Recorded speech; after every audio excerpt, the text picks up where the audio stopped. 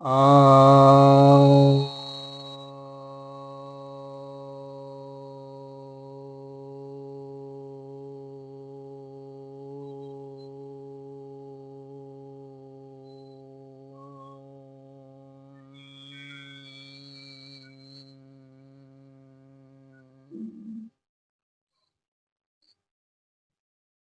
सभी भक्तजनों को सप्रेम नमन।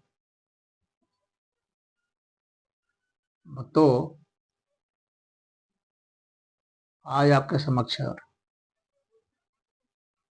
आपकी जिज्ञासा का समाधान लेकर आया हूँ। एक जिज्ञासा आई है कि प्रधानमंत्री मोदी को माँ की गाली और खुद मोदी को भी वोट चोर की गाली देना कितना उचित है।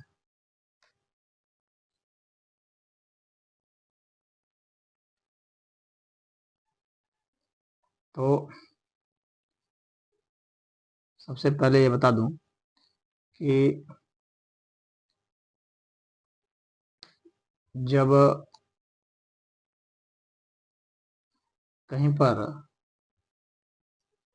इस तरह की घटनाएं घटती हैं तो उसके पीछे जो हम लोग के जो मॉडल कोड ऑफ कंडक्ट है उसकी भी बहुत बड़ी भूमिका होती है।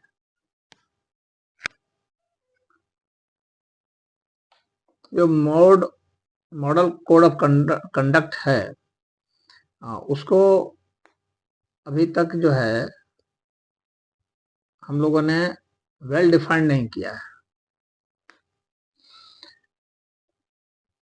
जो भाषा की मर्यादाएं होती हैं, चाहे वह सभा में हो, जुलूस में हो,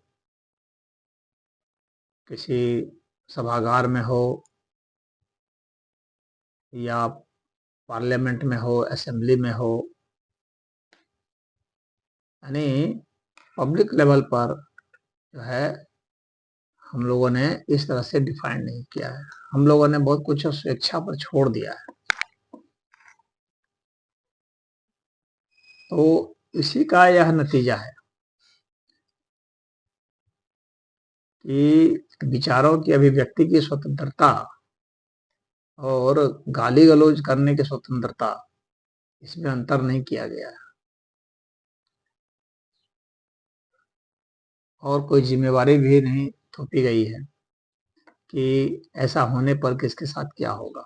इसके ऊपर सख्त कानून बनाया जाना चाहिए। इस कानून की कमी है।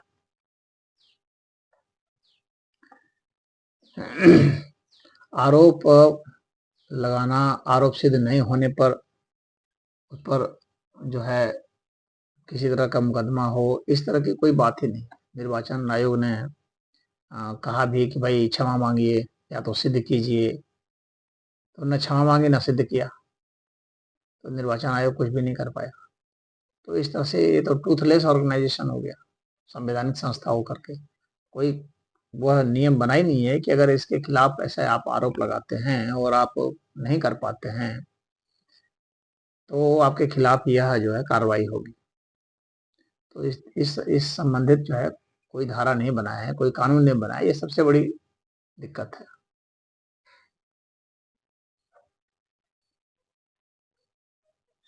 दूसरी बात यह है कि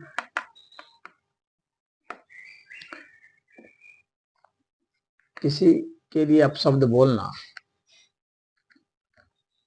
यह जो है उस मीटिंग में चाहे कोई भी बोल रहा हो, और कोई भी यूं ही नहीं बोलेगा। मीटिंग में जो भी जाते हैं, सबसे पहले तो धरना की है, मीटिंग की है, कोई भी जो बात है, तो उपद्रव वहां होते हैं, मारपीट तक हो जाती है। जब ये घटना घटी उसके बाद जो है पटना में मारपीट भी हो गई, बीजेपी और कांग्रेस में लठ्ठ चली जम के। तो यह कुछ नियम ही नहीं बनाया गया कि कौन कौन जुलूस में रहेगा, क्या क्या करेंगे, क्या नहीं करेंगे, क्या कर सकते हैं, क्या नहीं। तो यह कानून बनाया जाना चाहिए कि जो भी धरना प्रदर्शन हो रहा है, कहीं सभा हो रही है, जुलूस हो रही है, तो उसमें कितने लोग जाएंगे, हर एक आदमी की पहचान, वोटर आईडी उनकी सिख जो है, उसके अलावा जो है आधार कार्ड, सब कुछ बायोमेट्रिक पहचान उसकी होनी चाहिए, और उसमें एक भी आदमी अतिरिक्त शामिल नहीं हो सकता। कोई सभा हो या कोई धरना प्रदर्शन हो, जुलूस हो, तो यह भी सुनिश्चित किया जाना चाहिए कानून के द्वारा कि जितने लोग उसमें जाएंगे उनकी पूरी पूर्व अनुमति होनी चाहिए, एक एक आदमी की, एक एक आदमी पहचान, कोई अनावश्यक व्यक्ति उसमें नहीं प्रवेश कर सकता जुलूस में, उस सभा में। और जब उनकी वो हो जाएगी, और साथ में यह जिम्मेवारी होनी चाहिए कि कुछ भी तोड़फोड़ होती है, कुछ होती है, तो आपकी संपत्ति से ही, अगर संपत्ति का नुकसान होता है तो आपकी संपत्ति जब्त करके उसकी भरपाई की जाएगी। और यदि कुछ मारपीट तोड़फोड़ होता है तो जो उस कार्यक्रम का आयोजक है उसके ऊपर जिम्मेवारी आएगी। यदि वो जिम्मेवारी लेने को तैयार है तो जुलूस निकाले, और नहीं तो नहीं निकाले। तो कोई भी यहाँ पर किसी की सभा में चला जाता है, कोई भी घुस जाता है, कोई भी उपद्रव कर देता है, कोई भी कुछ भी बोल देता है, ये मनमानापन जो है, ये कोई डेमोक्रेसी थोड़ी है, रेस्पॉन्सिबल डेमोक्रेसी नहीं। तो हमें रेस्पॉन्सिबल डेमोक्रेसी बनाने की जरूरत है। उसके लिए ये नियम कानून बनाने की जरूरत है कि आप सभा कर रहे हैं, कुछ भी कर रहे हैं, तो उसमें आप क्या बोल सकते हैं, क्या कर सकते हैं, कहाँ तक जा सकते हैं, और आपकी पहचान भी सुनिश्चित होनी चाहिए। कोई भी दूसरा शामिल नहीं हो सकता। तो सबके जो है पहचान सुनिश्चित किए जाए, उनके सब आधार कार्ड वगैरह सब जमा किए जाए, पासपोर्ट वगैरह सब जमा किया जाए, उसके बाद ही अनुमति दी जाए। और साथ में अनुबंधित भी किया जाए उनको, उनसे एक एफिडेविट टाइप का भी लेना जरूरी है, एक प्रपत्र लेना जरूरी है कि आप साइन कीजिए कि कुछ भी होगा तो आपकी संपत्ति से इसको जो है इसकी भरपाई की जाएगी। और कुछ भी अगर किसी भी नागरिक को या किसी दुकान को या किसी प्रकार की कोई भी क्षति होती है तो क्षतिपूर्ति आपसे की जाएगी, और किसी के साथ भी कुछ भी दुर्व्यवहार होता है तो उसके जिम्मेवार आप होंगे। और ये बात धार्मिक जुलूस में भी होना चाहिए, जो धार्मिक जुलूस निकाले जाते हैं, और ये बात जो है राजनीतिक जुलूस में या सामाजिक जुलूस में, सभी में ये लागू होना चाहिए। क्योंकि भारत में जो राजनीतिक पार्टियां हैं और जो सामाजिक और भिन्न भिन्न जो संप्रदाय हैं, इनके बीच में सौहार्द नाम की चीज नहीं है, खत्म हो चुकी है। ना इनके भरोसे छोड़ा जा सकता है, इनके विवेक के भरोसे नहीं छोड़ा जा सकता है। तो इनसे जो है सब कुछ जो है लिखित लिया जाना चाहिए, और इसके ऊपर कानून भी बनना चाहिए, और तब जाकर के ये मैनेज हो जाएंगे। अभी क्या है, कहीं से भी कोई कुछ भी आ जा रहा है, और ये रिजीम परिवर्तन करने के लिए जो है वामपंथी जो एजेंडा होते हैं, तो उसके तहत ये सब चलता है। ये गाली क्यों दी जा रही है, तू तड़ाक क्यों किया जा रहा है, प्रधानमंत्री को माँ की गाली देने का क्या मतलब है? जब आप राजनीति में आए हैं, बिहार के राजनीति में, तो उसमें उनको घसीटने की क्या जरूरत है? तो ये जो है, ये इसलिए किया जा रहा है क्योंकि ये जो है, यह भी एक एजेंडा में शामिल होता है। जो रिजीम चेंज करना है, जो सत्ता को बदलने की जो बात करते हैं वामपंथी, उसके पीछे यह भी एक होता है कि दंगा फसाद कराओ, और जो है जो संस्थाएं हैं उसको गाली दिलवाओ, ताकि उनके पर लोगों का भरोसा खत्म हो जाए। जुडिशियरी को गाली दो, अगर फैसला तुम्हारे पक्ष में नहीं आया तो कहो कि गलत है, तुम्हारे पक्ष में आया है तो कहो कि देखो ये जीत होगी, तो अपने जीत का जश्न मनाओ। और अगर विपक्ष को जीत मिल जाती है तो जो है उन न्यायालय को ही गाली दो। यानी चित भी मेरा, पट भी मेरा, सिक्का खड़ा है तो भी मेरा, हर समय इसी मोड़ पे रहो। तो ये पार्लियामेंट में भी अपशब्द बोलते हैं, वहां का समय भी खराब करते हैं, इसके ऊपर भी कोई कानून नहीं बना है। आप कानून बनाइए कि ऐसे को, ऐसे के संसद सदस्यता जो है, अगर 2 बार ऐसा करता है तो संसद सदस्यता रद्द कर दी जाए। एक बार तो उनको धक्का देकर बाहर निकाल दिया जाए, अगली बार जो है उनको रद्द कर दिया जाए। तो स्ट्रिक्ट एक्शन लेने की आवश्यकता है, उस स्ट्रिक्ट जो है लॉ होना की जरूरत है, क्योंकि भारत में जो है काफी इनडिसिप्लिन हो गया। जो राहुल गांधी हैं वे जान रहे हैं कि हम वोट से अब जीत नहीं सकते, जनता का समर्थन अब रहा नहीं। तो कैसे जीत सकते हैं? तो वही वो बराबर कहते भी हैं कि बांग्लादेश स्टाइल, वो तो कहते भी हैं कि भाई भारत को तोड़ देंगे, खंड खंड कर देंगे। जेएनयू में गए थे, भारत के खिलाफ नारा लगा रहे थे। तो वो तो हर तरह से जो है कह रहे हैं, कभी कह रहे हैं चौकीदार चोर है, तो कुछ भी कह देते हैं और उसके बाद फिर जो है जा करके माफी मांग लेते हैं और जो है कोर्ट माफी कर देती है। इसका मतलब है कि इसके विरुद्ध जो है कानून जो है सही नहीं है। माफी का क्या मतलब है? अपराध करने के बाद माफी से काम चलेगा? ये कौन सा कानून है?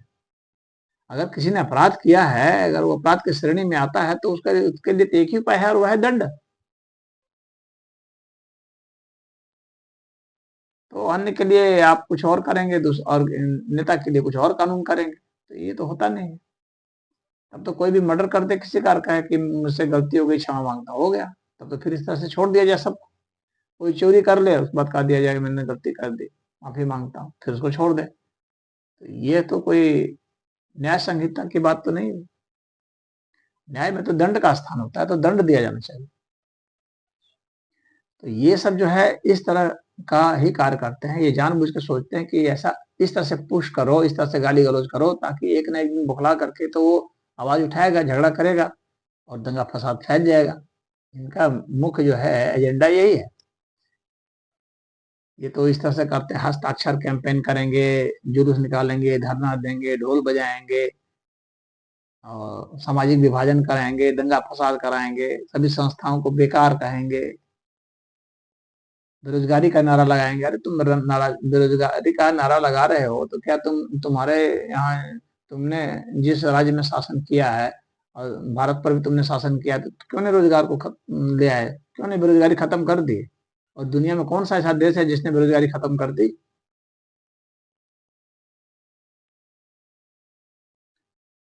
अपने यहाँ दिखाते, लेकिन ये तो सिर्फ इनको जो है कोई समाधान नहीं देना। जब पूछा जाए कि बता दो तो कैसे बेरोजगारी खत्म हो, तो समाधान इनके पास कुछ नहीं। ये सिर्फ और सिर्फ क्या करते हैं कि नकारते हैं। सिर्फ जो है वो आपकी निंदा कर सकते हैं, ये हो गया, वो हो गया। सिर्फ जो है भर्त्सना कर सकते हैं। इनके पास सॉल्यूशन नाम की चीज नहीं है, सिर्फ कंप्लेन है बस। सिर्फ कंप्लेन करते हैं ये हर समय। और अगर इनको समाधान के लिए कहीं बुलाया जाएगा तो वहां पर ये पहुंचेंगे भी नहीं, वहां हो हंगामा करना शुरू कर देंगे। यानी ये उपद्रवी तत्व हैं। और उपद्रव इसलिए कर पाते हैं क्योंकि इनको दंड नहीं मिल रहा है, ऐसा कानून आपने बनाया है। तो ये मैं समझता हूँ कि जो केंद्र में सरकार है उसका यह दोष है कि उसने दंड का विधान ऐसा नहीं बनाया है। ये कितने नीचे गिर सकते हैं उसको सोच करके दंड का विधान बनाया जाना चाहिए। ये नीचे से नीचे गिर सकते हैं, ये पूरी कानून व्यवस्था को ध्वस्त कर सकते हैं और करने की योजना ही बनाते हैं। क्योंकि ये बांग्लादेश, पाकिस्तान, श्रीलंका इस तरह की चीजों को जैसे वहां हुआ वैसे ही यहाँ करना चाहते हैं। उसी तरह से ये सत्ता बदलना चाहते हैं। किसान आंदोलन उसी तरह से कर रहे थे और शाहीन बाग आंदोलन की ले जा करके वहां गए, प्रधानमंत्री के घर में घुस के कब्जा कर लिया। ये तो इतना बड़ा देश है और भाजपा के लिए तो अच्छा हुआ कि हरियाणा जीत गए, नहीं तो और उपद्रवी सब खड़ा करते। तो ये जो है कभी भी जो है संवैधानिक संस्थाओं को कदर नहीं करते। ऐसे सेलिब्रिटीज को भी ये चुन लेते हैं, पैसा दे देते हैं, घूस देते हैं, इनकी फंडिंग विदेशों से होती है और घूस दे करके सेलिब्रिटी को भी बुलवा देते हैं उन सब बातों को। सेलिब्रिटी भी बोलते हैं और वे भी इसलिए बोल पाते हैं क्योंकि आपने ऐसा कानून ही नहीं बना रखा है कि इस तरह की बातों को बोल नहीं सकते, सिद्ध नहीं कर सकते। जिस चीज का आपके पास पुख्ता प्रमाण नहीं हो उसको बोलने पर बहुत सख्त सजा होनी चाहिए। सामाजिक मंच पर आप बोल रहे हैं, राजनीतिक मंच पर बोल रहे हैं, इनको इस तरह की ट्रेनिंग ही दी जाती है और दूसरों को भी ट्रेनिंग कर देते रहते हैं। स्टूडेंट लोगों को पकड़ लेते हैं, उनको उनकी आदतों को खराब करा देते हैं, कोई पैसे वैसे दे करके शराब पिलाने की आदत लगा दिए, घूमने फिरने ऐश मौज करने की आदत लगा दिए। फिर वो पैसा कहाँ पाएंगे, फिर इनके पीछे चलते हैं। तो ये जो हुल्लड़बाजी करना है तो उनको ही टूल बना के करते हैं। ऐसे भी बेरोजगारी बहुत है, तो इनको तो चाहिए वैसे ही मिल जाते हैं। झूठ बुलाते हैं, वोट चोरी हो गई, जिनको खड़ा किए थे ये उन्होंने ही खंडन कर दिया अगले ही दिन कि नहीं हमारा वोटर लिस्ट में नाम है। तो ये झूठ बोले लेकिन इनके ऊपर कोई कार्रवाई नहीं, क्योंकि इसका प्रावधान ही नहीं रखा गया है। कि जो झूठा आरोप लगाएगा उसके ऊपर कौन कार्रवाई हो। तो ये सब ऑटोमेटिक सिस्टम होना चाहिए कि आपने इस तरह से झूठा बयान दिया, विशेषकर आप प्रधानमंत्री विरुद्ध दे रहे हैं बयान, निर्वाचन आयोग के विरुद्ध बयान दे रहे हैं, गृह मंत्री के विरुद्ध बयान दे रहे हैं, सुप्रीम कोर्ट के विरुद्ध बयान दे रहे हैं, तो जो बड़ी बड़ी संस्थाएं हैं और बड़े बड़े संवैधानिक पदों पर जो लोग हैं उनके विरुद्ध में आप अनर्गल बयान देंगे तो आपके खिलाफ जो है कार्रवाई होनी चाहिए, उसका ऑटोमेटिक विधान होना चाहिए। तो वो सरकार ने नहीं बना रखा है, ये जो है दोष है, सरकार को बनाना चाहिए। ये इन सब के तो इतने हैं कि एनजीओ इनके हैं, उनको खरीद लेते हैं, वे जो है चारों ओर से लोगों को जुटा करके हो हल्ला कराते हैं, कहीं भी विकास काम है वहां जाकर के रोक लगा देते हैं। ये तो जजों तक को खरीद लेते हैं पैसा दे करके, वकील बड़े बड़े वकीलों को खरीद लेते हैं, वो बड़े बड़े वकील इनको डिफेंड करने आते हैं। तो ये तो गवर्नमेंट के पूरी फंक्शनिंग को जो है ये खत्म करना चाहते हैं। ये अपराधियों तक को चुन लेते हैं। तो इनके ये जो है एक तो ऐसे लोग हैं ना इनको इनकॉरिजिबल कहा जाता है, कभी भी ये सुधर नहीं सकते, इनको बस दंड से ही आप सुधार सकते हैं, आप इनके विवेक पर नहीं छोड़ सकते, विवेक पर छोड़ेंगे तो ये नहीं आने वाले हैं। ये हर चीज में जो है कुछ भी अगर इनके विरुद्ध हो जाएगा तो उसमें सिंपैथी चिल्लाने लगेंगे, लगेगा जैसे इनके ऊपर पूरा अत्याचार हो रहा है, ये अपने को उत्पीड़ित दिखलाने लगते हैं, ये भी इनके पास ड्रामा है। बहुत थिएट्रिकल टाइप के लोग होते हैं और ऐसे लोगों के साथ वो होता है। आप देख सकते हैं ये राहुल गांधी नहीं, केजरीवाल भी ऐसे ही करके आ गए, बाहर से फंड जुटा लिए, पुरस्कार इनको दे दिया जाता है बड़ा बड़ा विदेशों से, जॉर्ज सोरोस से फंडिंग आ जाती है, रॉकफेलर फाउंडेशन से, और बहुत फाउंडेशन इनके बने हुए हैं। मैग्सेसे अवार्ड पहले दिलवा दिया, फोर्ड फाउंडेशन से पैसे दिलवा दिए, इस तरह से इनका चलता रहता है। तो सरकार ने तो एनजीओ के खिलाफ में वो किया है कि भाई अब तो जो है इधर नहीं आ सकता है, अब फंडिंग जो है उसकी जो है जांच होगी। तो इस तरह से अब तो ये जो है उससे करना शुरू कर दिया फंडिंग, बिटकॉइन से, ताकि कोई पकड़ ही नहीं सके। तो ये फंडिंग के भी स्टाइल बदल दिए, जब सरकार ने एनजीओ में वो कर दिया तो अब ये जो है बिटकॉइन से फंड करना शुरू कर दिए। तो उस बिटकॉइन को भी ट्रेस करना, उसको पकड़ना, तो ये जो है, और सरकार ने ये भी कानून नहीं बनाया है कि चाहे कोई कंपनी है जो जिसके मोबाइल से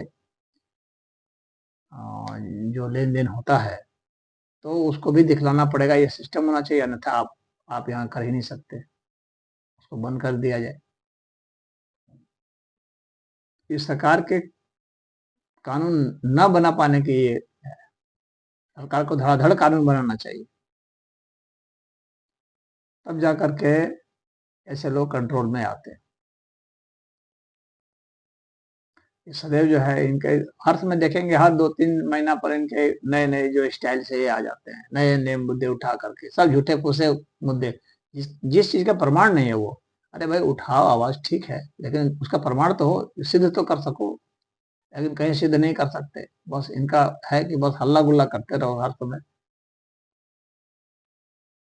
कहीं हार भी जाएंगे, बंगाल में पूरे हार गए थे तो कह रहे थे कि ये हमारी नैतिक जीत है तो इस तरह से ये हार को भी जीत बतलाते हैं, तो ये इनका ड्रामा है, हार को भी जीत बताना। एक सीट आएगा तो कहेंगे हाँ जीत गए, बहुत जनता का समर्थन है हमको, और दूसरे का अगर 50-60 सीट आया तो कहेंगे नहीं समर्थन नहीं है, उसने घपला कर लिया।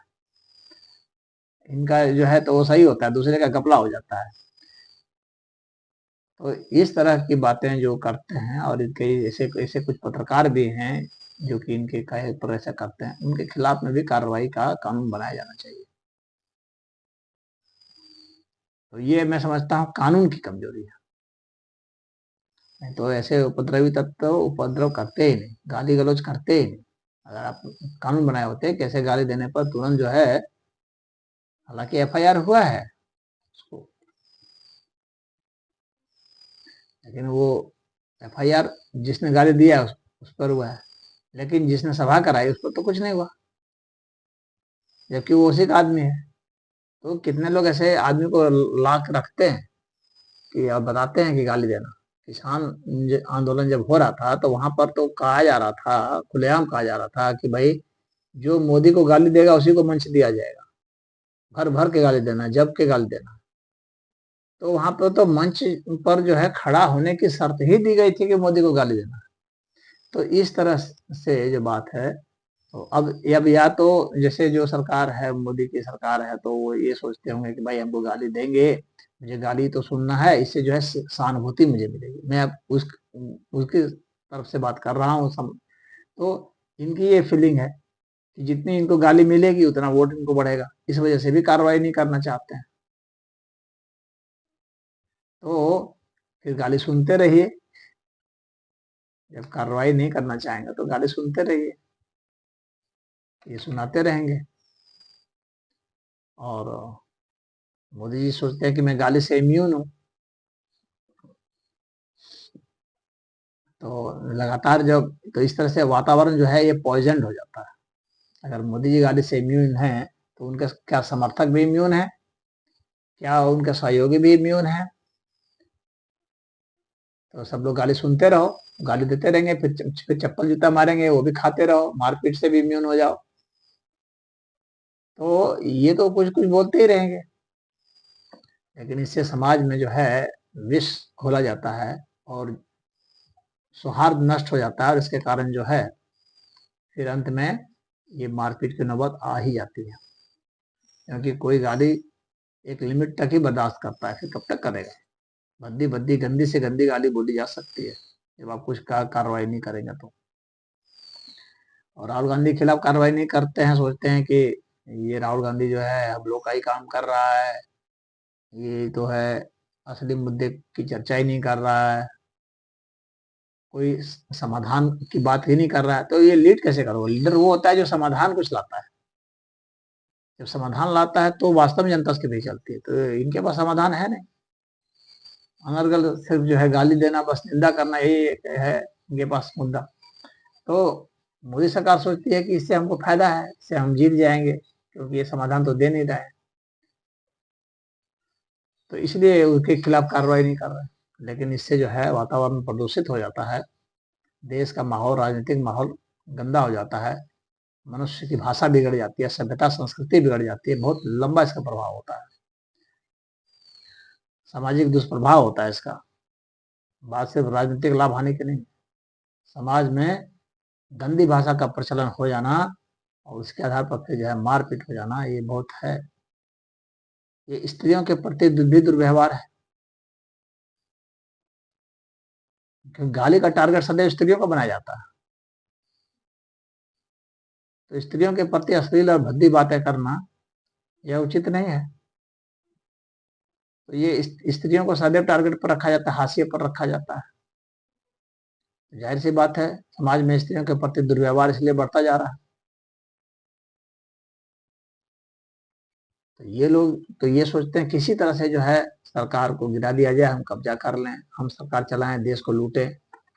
नहीं ऐसा कर पा रहे हैं, सोचते हैं समानांतर सरकार चलाए, पैरेलल गवर्नमेंट बनाए, नक्सलाइट्स को प्रमोट करते हैं, उसकी वाहवाही करते हैं, भारत की सेना की जो है निंदा करते हैं और कहते हैं कि वो रेप कर रहे हैं, और उनकी बहादुरी की निंदा करते हैं, प्रशंसा नहीं करते, कहते हैं कितने मार गिराए बताओ, कितने पाकिस्तान ने मारे वो बताओ, इस तरह के उलट बांसी बोलते हैं।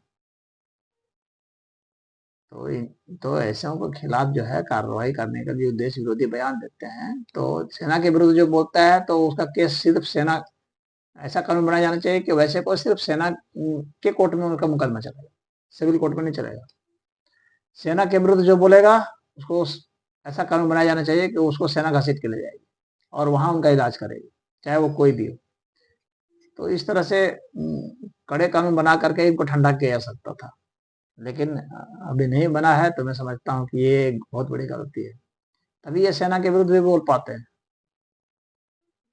और जवानों को हतोत्साहित करते हैं। अभी अभी कुछ लोगों ने सेना के जवान को टॉल में खंबे में बांध करके पीट दिया था, कितनी शर्मनाक बात है, डंडे डंडे से बुरी तरह से मारा। बिना किसी दोष के ही सेना के जवान को मार रहे हैं। तो इनका हौसला ये कहाँ से आ रहा है? ये हौसला आ रहा है कि यहाँ की कानूनी दुर्व्यवस्था से। सेना के संदर्भ में कुछ भी हो तो इनको सीधा बस सेना में ही ले जाकर के इलाज किया जाए और इनके सारी संपत्तियों को सीज कर दिया जाए। सख्त कानून होगा तो चू नहीं बोल पाएंगे, और कानून नहीं होगा तो ऐरा गैरा नत्थु खैरा 5-6 वर्ष का बच्चा भी गाली देगा। तो इसमें इतना ही। हरिओम।